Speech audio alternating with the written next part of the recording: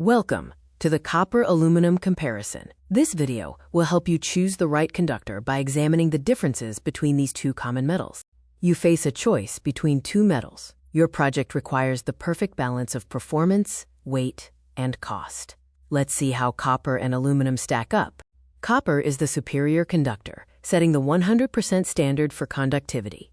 Aluminum offers about 61% of copper's conductivity. To carry the same current, aluminum requires a 56% larger cross-sectional area compared to copper.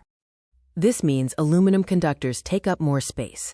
Aluminum, however, has a significant advantage in weight. It weighs only 30% of copper, making installation easier, especially in large-scale projects.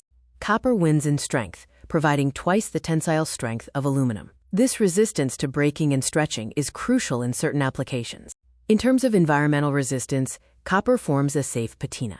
Aluminum, conversely, forms harmful oxidation when exposed to the elements. Copper ignores water, but aluminum reacts, creating hydrogen gas and potentially leading to damage over time in wet environments. Copper simplifies connections because it solders easily.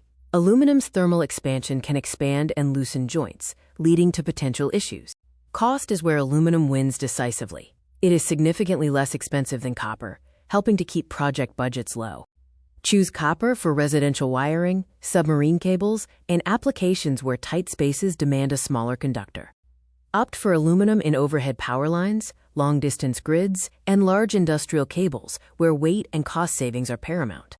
A compromise exists in copper-clad aluminum, which combines a light aluminum core with a conductive copper skin, balancing properties. This table summarizes the key comparisons. Copper offers high conductivity and durability, but is heavy and expensive. Aluminum is light and cheap, but has moderate conductivity and durability.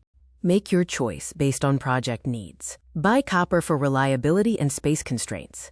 Buy aluminum for long distances and budget considerations.